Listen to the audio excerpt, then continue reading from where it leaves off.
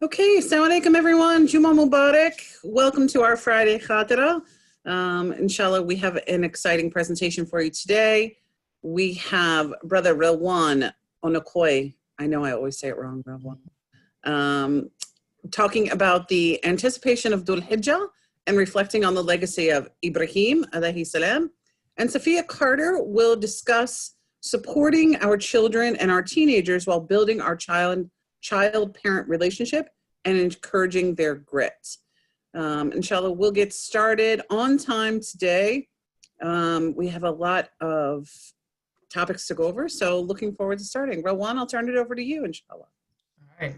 Assalamu alaikum wa rahmatullahi wa barakatuh, everyone. I'm glad to be here with you all again today, and we'll go ahead and get started. So, Bismillahir Rahmanir Rahim, Alhamdulillahi Rabbil Alameen, wassalatu wassalam ala ashrafil anbiya'i wal mursaleen. So, as we know, we are fast approaching the month of Dhul Hijjah. It feels like, Ramadan just ended. And it's kind of strange because, especially with us doing these khutbahs online, it's almost like we're still in that season, but we're not. That time has passed and we're already almost in Dhul Hijjah, depending on the calendars, or the new moon is potentially Wednesday or thereabouts, right? And of course, we know Dhul Hijjah, this is the month in which pilgrims go and visit what Allah subhanahu wa ta'ala refers to in the Quran as Al-Bayt Al-Atiq, right? The ancient house. This Masjid Al-Haram that we are told is its prototype was built by the Prophet Ibrahim, as the first temple ever dedicated to the one God, right? The only God. We are told in the Quran, "Inna awwala baytin wudi'at lin-nas lalladhi bi Bakkata mubarrakan wa hudan lil alamin." Right, that the first house that was built for mankind, for worship, the first temple, if you will, was that in Mecca, which as a sort of guidance and blessing for all humankind. And so the pilgrims go to Mecca, and they engage in this ancient practice of Hajj, of pilgrimage, right? And among its rites are the sevenfold tawaf, the circumambulating the Kaaba, which, as many say, symbolically indicates that all human actions, all human endeavors ought to have the idea of God and his oneness at their center, that we're seeking to place al-haq, right? Al-haq, that is the true, that is Allah subhanahu wa ta'ala, the true, at the center, and naturally avoiding anything that adulterates this purity in our devotion, our commitments to al-haq, the true. And in doing this, one follows the path of Abraham, right? So as we know, with the Ummah of Muhammad, this house is established as the Qibla, the direction of prayer, for those who inherit the religion of Abraham, alayhi salam. And this implies this direct contact with our patriarch, with Abraham, this direct continuity with the Abrahamic way. So with this, Allah establishes this literal and symbolic perspectival shift, right? With the religion of Muhammad sallallahu alaihi wasallam, there's this return to the way of Abraham, a shift in perspective away from worshiping the created to worshiping the creator, right? Jalla Jalalu. And so Allah subhanahu wa ta'ala says regarding Ibrahim alayhi salam, right? وَمَنْ أَحْسَنُ دِينًا مِمَّنْ أَسْلَمَ وَجْهَهُ لِلَّهِ وَهُوَ مُحْسِنٌ وَاتَّبَعَ مِلَّةَ إِبْرَاهِيمَ حَنِيفًا وَاتَّخَذَ اللَّهُ إِبْرَاهِيمَ خَلِيلًا. And so, who is better when it comes to a way of life? Who is better than one who submits his countenance, right? And we can understand that as his very being, his essence, he submits his whole to God, right? And he does this with excellence, and he follows the way of Abraham, we are told. And he does this in a pure manner, Hanifa, right? And regarding Abraham, Allah says that Allah had took him as a Khalil, as a close friend, as a companion. And we are commanded in the Quran, فَاتَّبِعُوا مِلَّةَ إِبْرَاهِيمَ حَنِيفًا, right? Follow the way of Abraham, right? The pure, who was not among the polytheists, right? Who was not among those who are associated with God.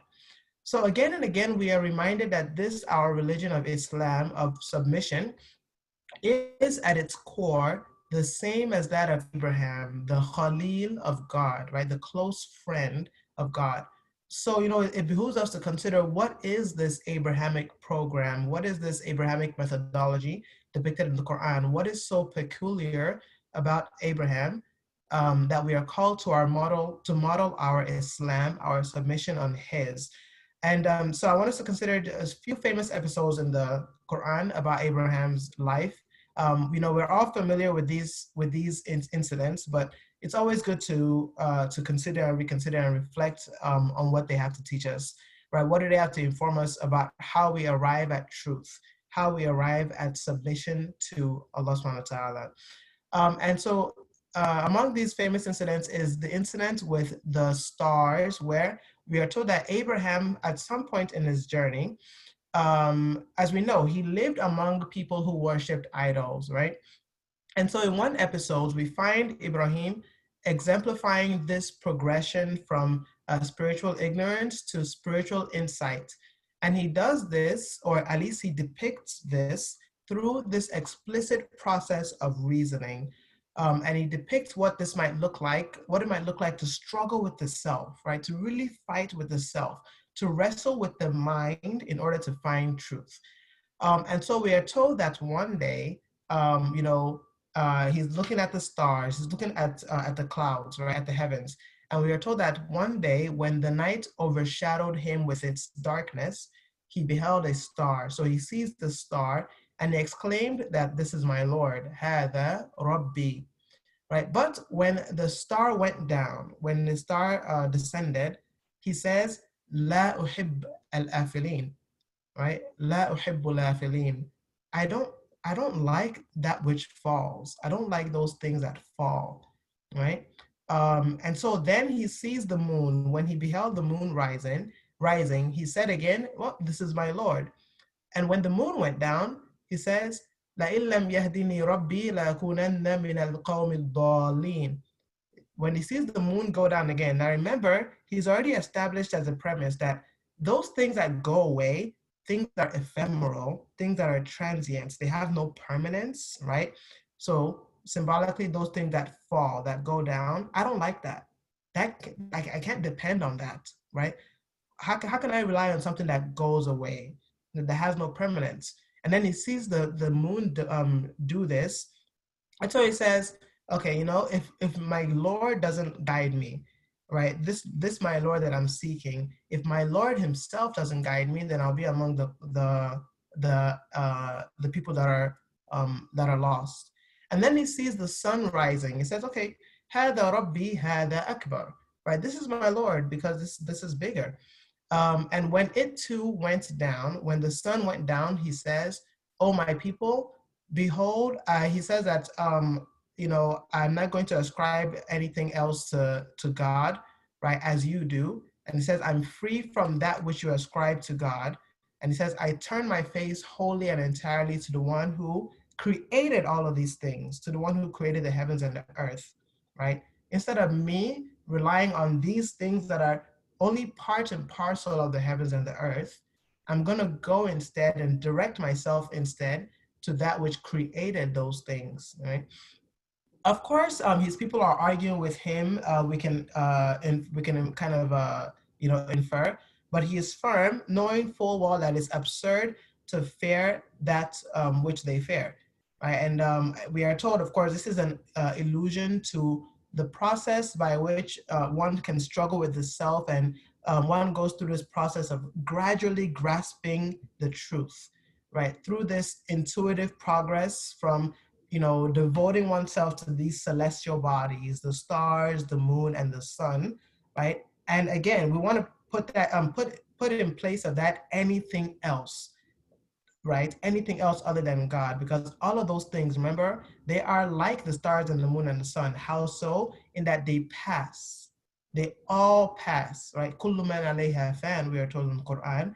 Every single thing is passing. It's ephemeral, right? Nothing has permanence, right? So there's this progression from depending on those things to this full realization of God's transcendental, God's all-embracing existence, as one scholar places it. Right, so using his rational faculties, yeah, Ibrahim depicts this realization that no trust be placed in the afilin, right? And so we have to ask ourselves, what are the afilin in our lives that we are depending on other than God? What are those transient things, right? At this point, it says, وَجَّهْتُ وَجْهِيَ لِلَّذِي فَطَرَ السَّمَاوَاتِ وَالْأَرْضِ حَنِيفًا وَمَا أَنَا مِنَ الْمُشْرِكِينَ. I turn myself wholly to that which created the heavens and the earth, right? And this kind of this sort of reasoning, this sort of wrestling with the self, is depicted again in another incident with Abraham and his people. And this is the famous incident with the idols, right? So at a particular point, he questions his father as to why they are worshiping these idols, these things that they have fashioned themselves, maybe from wood, maybe it's not explicit in the Quran, but they've created it themselves, right? And they're worshiping these idols. And so he asked them, why? How do you worship this thing that they can't speak, they can't help you, they can't harm you, And in fact, you have created them yourselves, yeah. And their response is, "Bal wajadna aba'ana laha abidin." Well, we worship them because we found our forefathers worshiping them. We worship them because, this is what we've known. This is what we've always known. This is the legacy we've inherited, right? Simple as that. And for them, that alone is proof for why they should continue carrying on this legacy.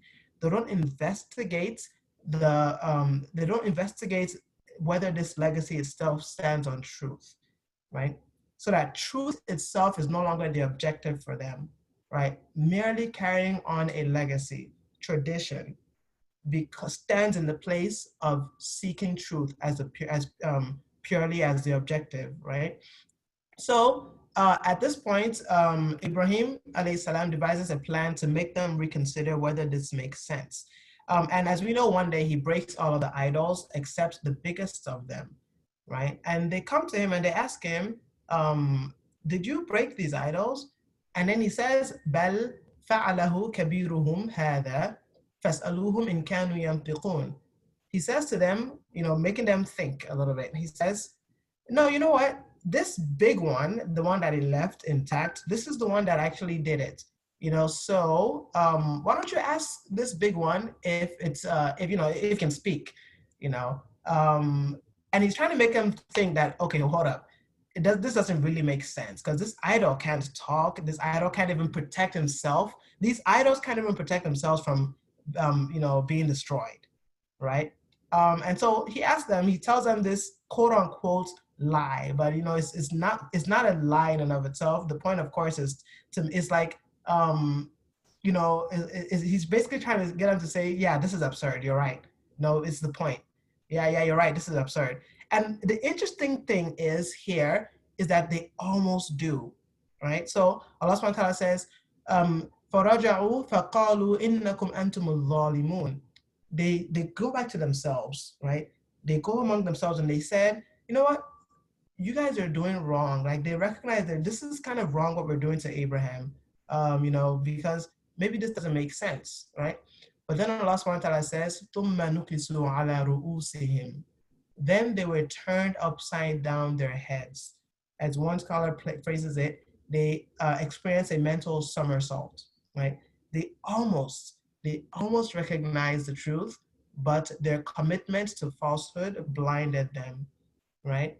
Their commitment to falsehood blinded them, and instead of going, following that trajectory of gradual progression to truth, they go the other way, completely other way, and decide we're going to just burn Ibrahim alayhi salam, right? So they decide they're going to block their heirs to truth. They're going to repress their reason, and they're going to attack this person who is questioning whether what they're doing is reasonable, whether what they're doing is acceptable. So if you consider all of these episodes, you'll see that among many things, one thread that pulls them together is Ibrahim's appeal to reason in discovering truth, right? He's constantly appealing to reason and discovering truth. Importantly, not only calling others to it, but showing how one should use it in himself, in herself, in investigating the reasonability of one's own convictions, right? It's two-way, I ought to call others to do this, and I ought to do this myself, which is what Ibrahim depicts, right? He depicts this in the incident with the stars, looking at the celestial bodies. He's depicting the individual wrestling with the self, right? It's easy to tell people, think about what you're saying, think about what you're doing, right? It's easy to call others to that which is good. It's harder to force oneself to confront one's own kind of like mental liabilities, if you will, to confront one's own intellectual and spiritual defects. That's harder, right? So we have to ask ourselves again, what idols are standing in the way of our engaging in this sort of piercing self-reflection that Ibrahim alayhi salam is depicting here. What idols do we have to break, like Ibrahim alayhi salam has done? What idols do we have to break that will prevent, so that they don't prevent us from engaging in this, serious self-reflection? Because as long as those idols maintain, right, physical or otherwise, it will be very difficult to engage in that reflection that could cause us to recognize truth. We might go through what his people go through, where we might have the possibility as human beings, we have the ability, right, the potential to use our faculties to arrive at truth. But so long as those idols are there, right, they will block us, they will repress that reasoning, right, as they did for these folks, right? And so all this to say that, we have to be careful not to be fooled by those who only ask us, not to use our reason to investigate their views and whatever they present as truth, right? We have to be careful not to be fooled by those who claim reasonability, but they don't withstand any questioning. So somebody presents their notion of what is truth, and they cannot withstand that being questioned. That's a red flag, right? And what Ibrahim alayhi salam is showing us is that, among other things, if something presents itself as unreasonable to us, the way of Ibrahim alayhi salam is to endeavor to make sense of it, right? It's beyond simply saying, well, I throw my hands up because وَجَدْنَا أَبَاءَنَا كَذَلِكَ يَفْعَلُونَ or كَذَلِكَ عَابِدِينَ, or whatever it may be. I can't throw my hands up and say, because I found my forefathers doing it, so too I must do. Or because society is doing it, so too I must follow, right? There are social norms, and social norms, right, have a coercive element. They're they're very strong. There's a lot of pressure that social norms, right, and other sorts of norms can affect on the individual. We have to be, and this happens in religion too. It's all over the place, and we have to be very careful to take the way of Abraham and investigate whatever presents as normal. Remember that these worshiping the idols presented as normal to these folks. So at the same time, while we have to ward off, we have to be cautious against those who reject questioning, right? We have to be humble and sincere, right, in our questioning. And we have to have truth as the objective, not self-validation. And that's hard.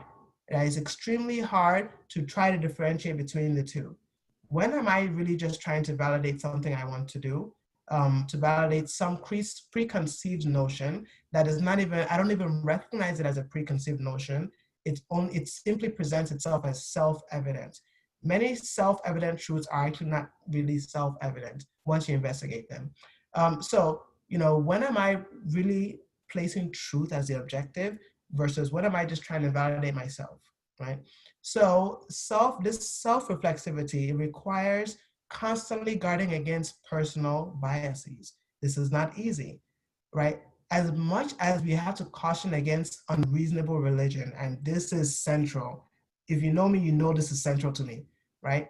I've probably given like 5 khutbahs about this, throughout Ramadan. So, this is incredibly important. We have to guard against quote unquote unreasonable religion. That is not the way of Abraham. And yet, we have to learn how to balance this with creating a religion that simply serves our base interests. And that is the challenge. Among other things, this is at the heart of the challenge of Islam. balancing these two things, right? And it's not necessarily meant to just be easy. It is work, right? It is work. So I think with that we'll end. So again, reminding ourselves, using our reasoning to overturn one's own beliefs when they prove false, because we place truth as the objective, and also being careful not to block our ears to truth. So I ask Allah subhanahu wa ta'ala to guide us on the path of Abraham, to make us among those who follow the path of Abraham truly and sincerely, and to protect us from the trials that personal biases and our personal shayateens in our own selves might present for us. I mean. Ameen. MashaAllah, Jazakallah khair, Relwan. That was excellent, MashaAllah. What excellent reminders for us, subhanAllah, that, we have to be like Ibrahim alayhi salam, where when things don't make sense, keep searching, keep looking, keep investigating to make them make sense. And I think your last point about religion is work. It's not meant to be easy. It's not meant to be overly difficult. So there's a balance, and it's important that we find that balance. I think some of us don't do that well, where we struggle too much and we make it oppressive. This religion is oppressive and it becomes difficult to sustain. Or we take the easy path and it's what's convenient, what I can do, and you don't put in that effort to please Allah subhanahu wa ta'ala. So great points, and thank you for those reminders, mashallah. Safiya, we have you from a couple different angles, mashallah. So we're gonna need you to unmute yourself.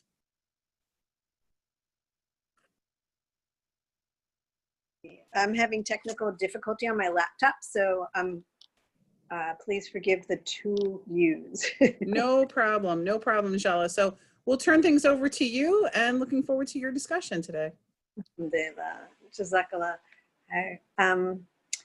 So I guess I was trying to propose this talk to be really pertinent to both people who have kids or don't have kids at home, who don't have kids at home, but so that we could all be relating to this, because not everybody does. But the sudden change is like, I guess I'll just read kind of over what my thoughts were, and then you guys can add questions as you see. Like the sudden changes and stresses of being stuck inside, and like this, it all happened without warning, right? We didn't have time to plan, right? So I guess, hold on one second, I'm so sorry. All right.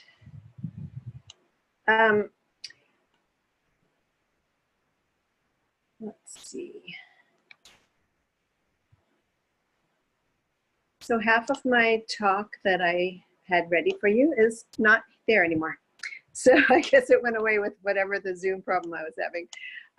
Anyway, I just really wanted to talk about like creating a context of dealing with sudden changes, and how do we surrender? Like, I guess to piggyback off of, or to tail onto what your beautiful khutbah was, brother. Thank you so much for those important points.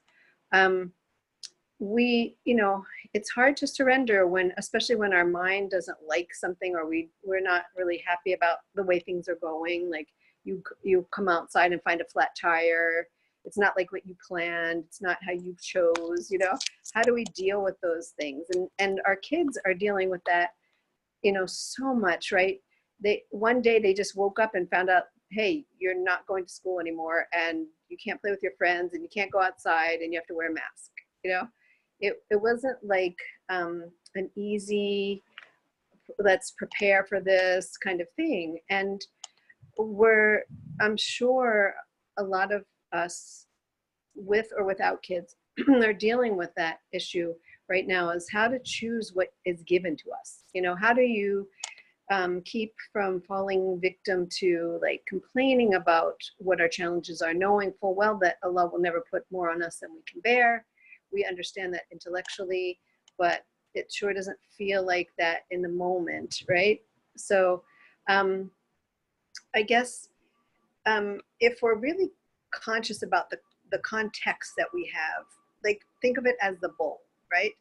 we could talk about the content in the bowl, but until we're really clear about what the context is that we're living in or that we're operating from, it's very hard to move around the content. So I guess it would be maybe helpful to, if it's okay with you, Nicole, to have people feel free to ask questions. Like, what are you guys dealing with? Like, I guess I'll just develop it a little bit more and then leave it to your questions. But how do we create a context? Like, first of all, we have to figure out what is our context we're living in now. So in the realm of parenting, let's say, we are in the context, are we in the context of, okay, you guys, you shouldn't be complaining right now. You just have to do your work and chores and, you know, just have a good attitude. And, you know, what context are we doing, like, do as we say, not as we do, because we're complaining about our, you know, the changes we're going through. Are we being mindful of what it's really, really like for them and for each other to deal with what's happening right now? And these changes, lots of people aren't really good at change. So I guess I'd like to hear what are some of the things that people are struggling with right now, and if we could help to, like, maybe look at what is the actual context that we are operating from in order to deal with the content or the issues that you're having with that. So if there are any parents, or if you don't have kids or aren't a parent, what's coming up? What are the challenges? And then we can examine a little bit more about the context that is the underpinnings of how we're dealing with things. Does anybody have a question that we could start with? So Safiya, I'll throw something out there while people are formulating their questions. I think a lot of parents right now are struggling with those that have especially young children, concept of online learning and how to take your 3-4-year-old who is very active and thrives in a school environment to switch to online learning, which is, of course, less active. And then, of course, there's the issue of whether to continue online learning with the children in the fall, or to, some schools are reopening and sending them back to school. So, you know, there's that issue as well. Sure. So let's talk about the context for a child that age, right? So they're dealing with, like, how we can deal with that is knowing that a child that age doesn't like to sit still, wants to have fun, right? So if we're coming from a context of, listen, kiddo, you got to do this whether you like it or not, it's going to bring out a lot of rebellion and pushback, right? So if the context is partnership, let's say we're creating partnership with our 3 or 4 or 5-year-old, and we say, hey, look, I know that you probably aren't in the mood to do your work right now. What can we do to make it a little more fun? Like, what if we come from partnership and compassion? Like, we really, really immerse ourselves into what their world must be like. And so that we can be fully present to, like, coming up with creative ideas, right? So let's say they have to do math or whatever. Give me a for instance, Nicole. Like, throw something there. Yeah, I'm not sure. So I have, you know, nieces and nephews that have small ones that are dealing with this issue. And I just know it's difficult for them to get their 3-year-olds to sit still for a Zoom session. Sure. You know, anything in that arena, whether it's, you know, their preschool is having a phonics lesson or whatever it is, just having them sit in front of the computer to do that type of learning rather than face-to-face learning is challenging for them. Yeah, so I guess mostly, like, I guess, again, going back to the context of being their partner rather than their, you know, the person who's going to be like their prison guard, you know, like, which one do you want to be? I think if you're really compassionate, you might, you know, tell them, listen, I know this isn't as much fun as being in school, But how about this? Why don't we do a little bit of learning right now, listen to what we have to listen to on Zoom, and then we can take a break, and we're gonna go out and make an obstacle course in the living room if it's a rainy day, and we're gonna play this game, and then we're gonna come back and finish it up. You know, like being compassionate of what would support them to break up the, you know, the drudgery of sitting in front of a computer. Maybe ask them to look and see what could they think of that would make it more fun. Have them be a little more engaged with the problem solving part of it, instead of you always feeling like as a parent that you have to come up with those solutions for them. I think, Safiya, one of the comments is, it's hard to be creative when we're overwhelmed with our own work. Compassion and mindful parenting is definitely the key. I think maybe that's something to address, is that, you know, as parents, I think a lot of times we forget that, you know, when we're talking about parenting, we talk about what's best for the child. Yeah. I think that's every parent's intention, is to do what's best for their child. But a lot of times as parents, and I can remember this myself from when my children were young, you're in survival mode. So it's, how can I survive through the day without losing my mind or harming my children in some way, mentally, physically, whatever. As a parent, you're constantly doing that.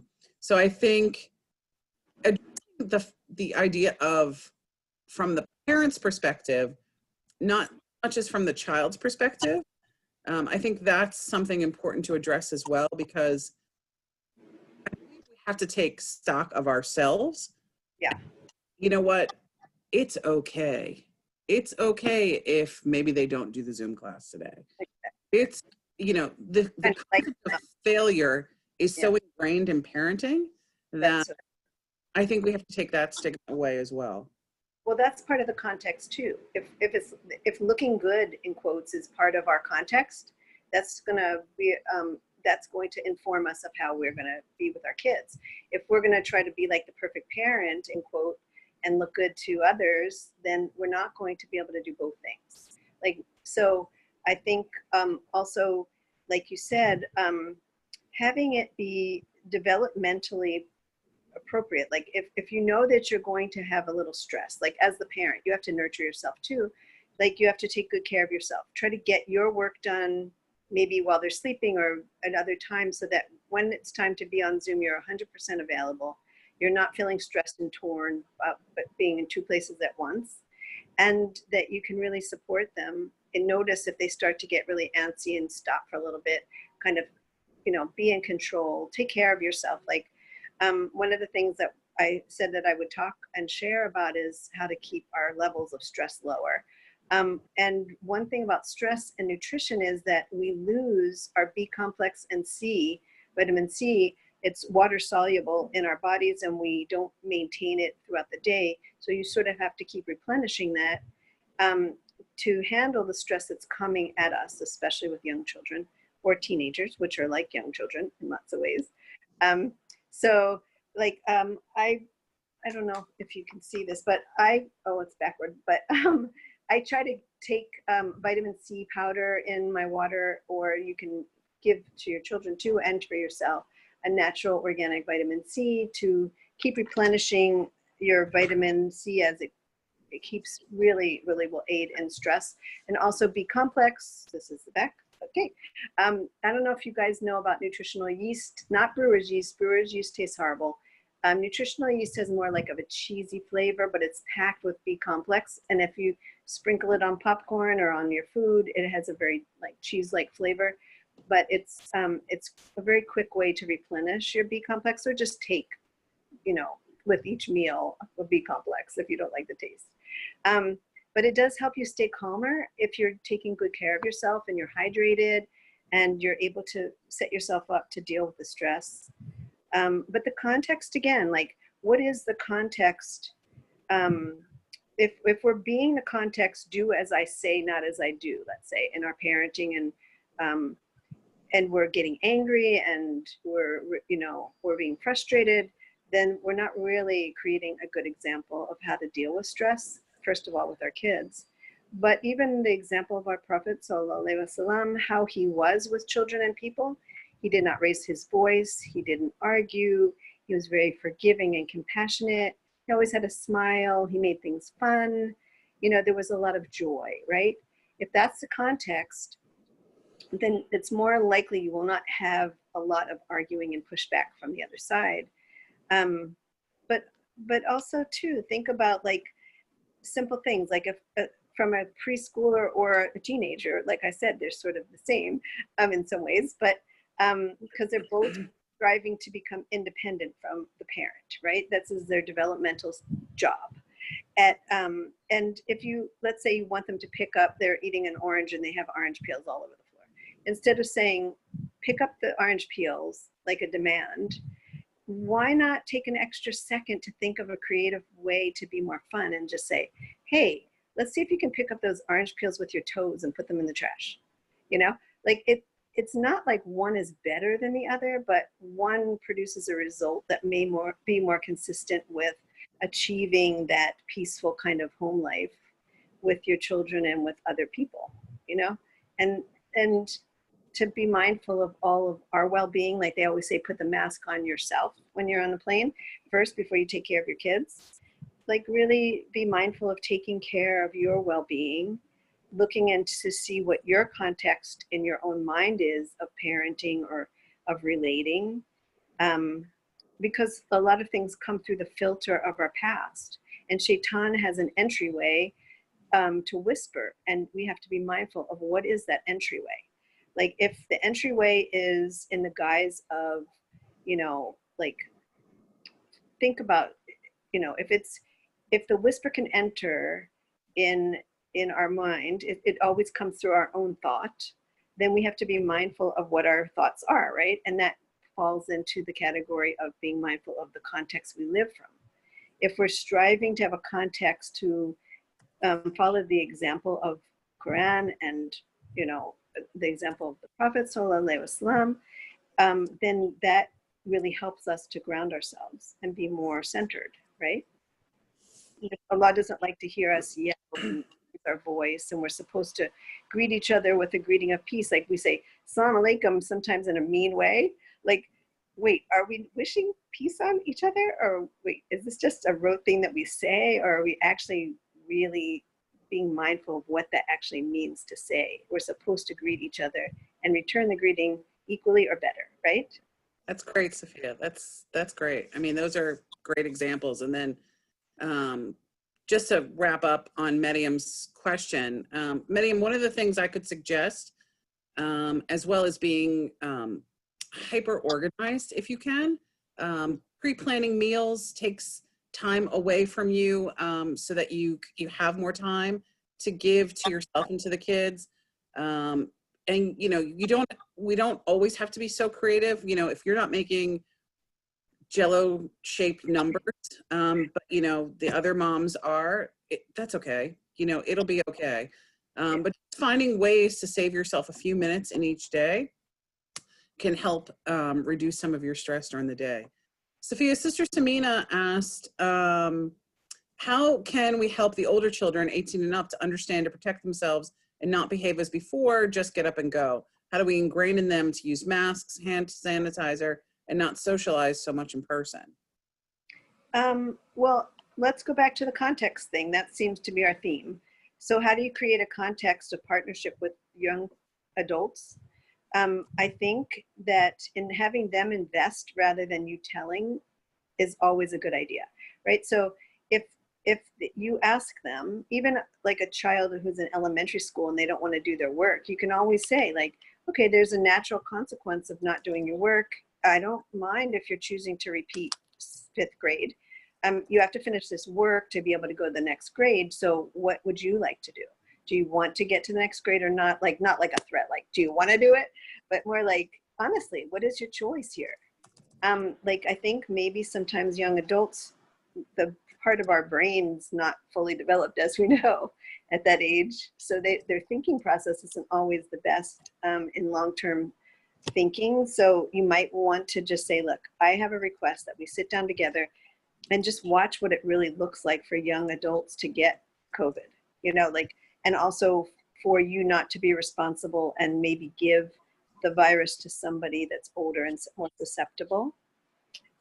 would you accept my request to just take 10 minutes to do it together? And then, it can be in any time you want to do it, you know, like really fit it into their lifestyle and time.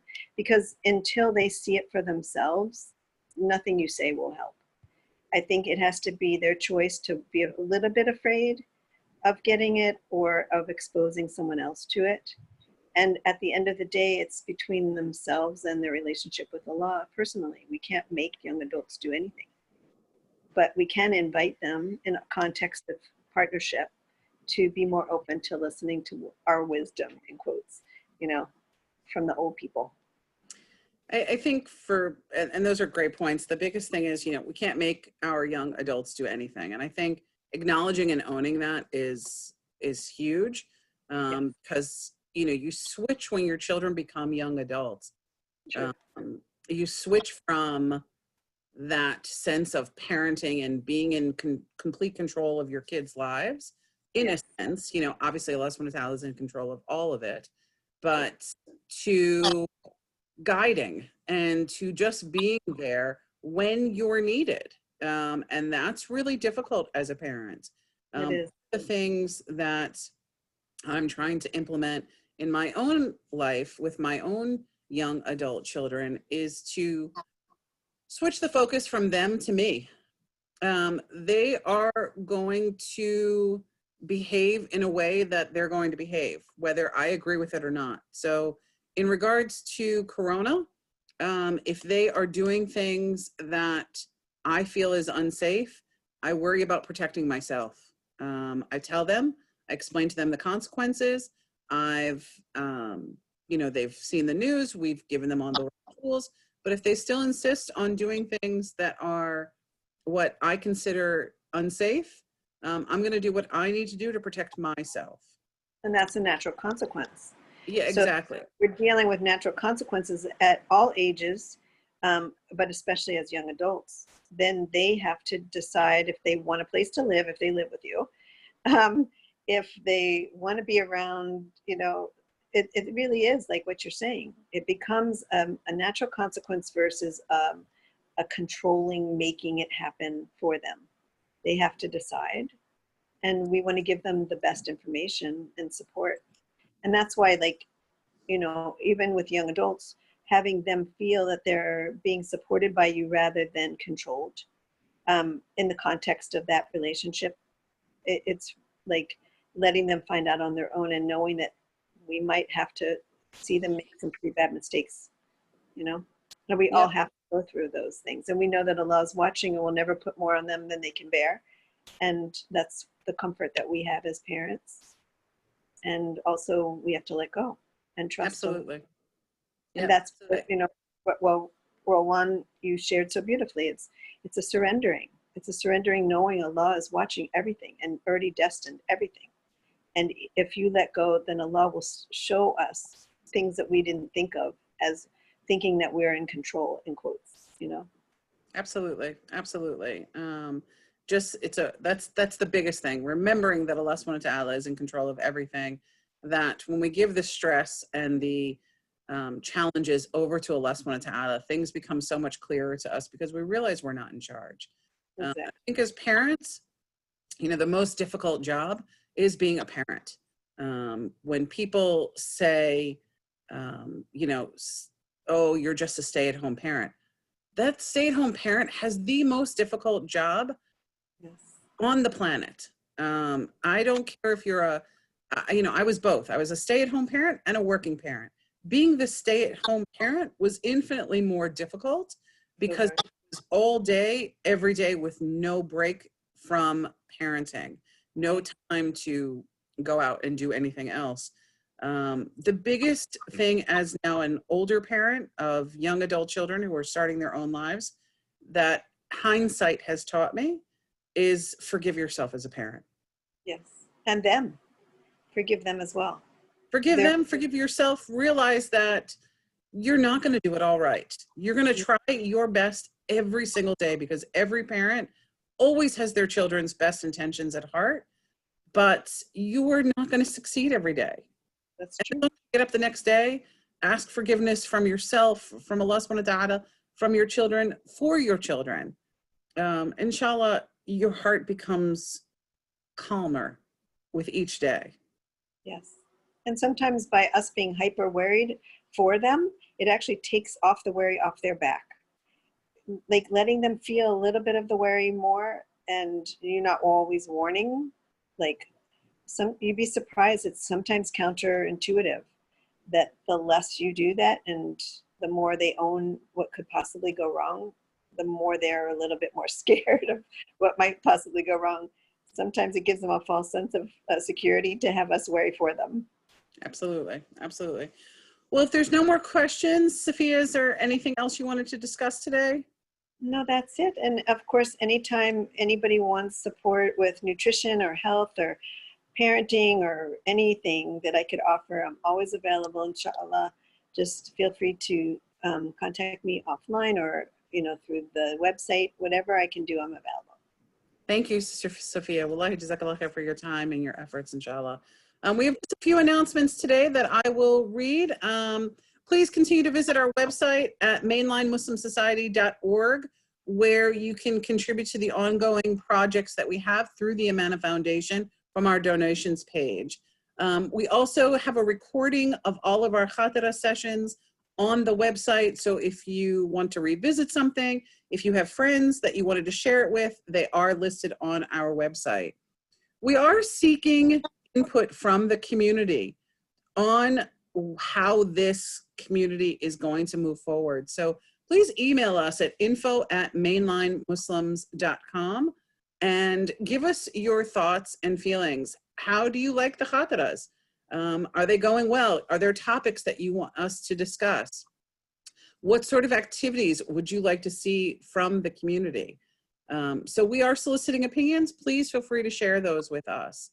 Also, inshallah, I wanted to ask, next week is Bring a Friend to the Khatera week. So please share the fact that we do these Khateras with friends and family, and bring a friend with you, invite them to come. We'd love to see many more people. We love the fact that this becomes sort of an intimate gathering, but we'd like to see it grow and develop so that we have a good deal more people on and who we can share this information with. So next week, bring a friend, and inshallah, we'll have an opportunity to meet everyone and grow our community. Thank you so much, everyone, for joining us. Juma Mubarak. May Allah subhanahu wa ta'ala bless each one of you between now and the next Khatera. May Allah subhanahu wa ta'ala guide all of us during these challenging times. Parenting is not an easy job. Forgive yourselves. Seek refuge with Allah subhanahu wa ta'ala so that He can guide you in whatever your challenge is with your children. Forgive them, forgive yourselves. Know that they are a blessing for you and you are a blessing for them. May Allah subhanahu wa ta'ala make all of us close with one another, rely on each other, and benefit from each other's guidance and support. Ameen. Jazakallah khair, everyone. Juma Mubarak. Thank you for joining. Assalamu alaikum.